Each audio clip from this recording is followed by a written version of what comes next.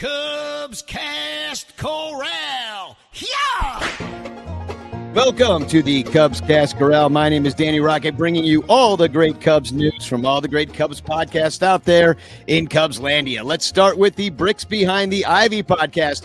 We found out that one of Jeff's favorite movies of all time is Wayne's World, but no one was saying schwing to Tom's break-even comments, which were characterized by Pat as a slap in the face to all Cubs fans.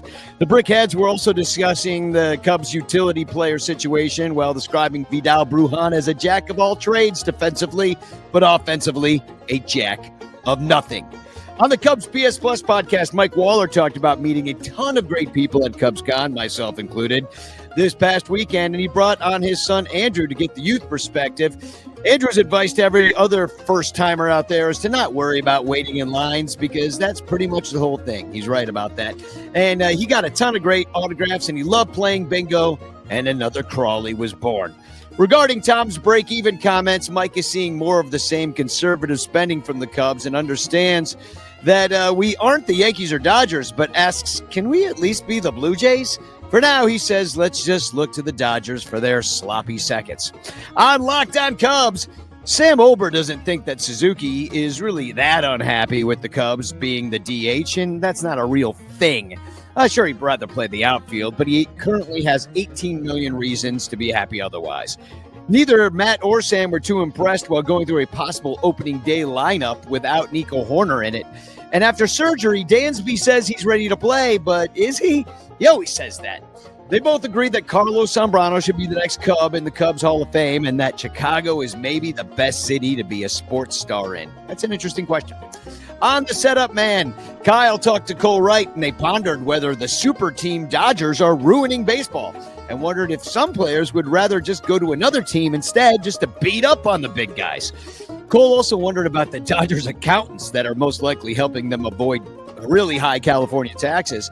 And when asked who Cole would like to see the Cubs add before spring training, he said a closer and a third baseman. And when asked if Seiya Suzuki should play first base, Cole said wisely, no, he should not. On the Northside territory, Brett Taylor guested, and they laughed that Brett had been kicked off the other pod for acting like a diva like Sammy Sosa. They talked about the implications in bringing Sosa back, in fact, meaning that now they can put up the stats from Sosa on the big board at Wrigley Field, which they had kind of shied away from in the past. I didn't even think about that, but I guess they did. And the guys also talked about how it's disappointing to take a big swing and a miss on Tanner Scott as he reportedly went to the Dodgers for less money. They suggested maybe going after a 40-year-old David Robertson, who's still got the velocity and the stuff this late in his career. And they suggested that going after maybe a third baseman backup would not be the worst idea in the world, even though they do like the idea of Matt Shaw being given a job. They actually compared him to Nick Madrigal, and they laughed about that, but they pointed out that Nick actually did pretty well at third base, to which Brett said, hey, we use the body we are given. And finally, on the Fly the W podcast, Crawley recapped his CubsCon experience, now at 23 years of losing bingo. He didn't tell the story, of course, I don't know why, on his show about running over a special needs child on his way to the first row before opening ceremonies, but I figured I'd mention that in this.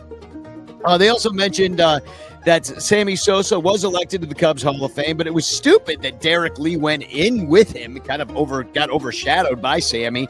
And Derek Lee should have gone in with the Ramos last year instead of Kerry Wood. Do they like to do it in twos? I don't know. Anyway, Mark Grace was notably absent. All right, we got to wait for this to go again. Cubs Cast Corral. Yeah! There's so many Cubs podcasts. I need to go overtime. I don't know what's going on.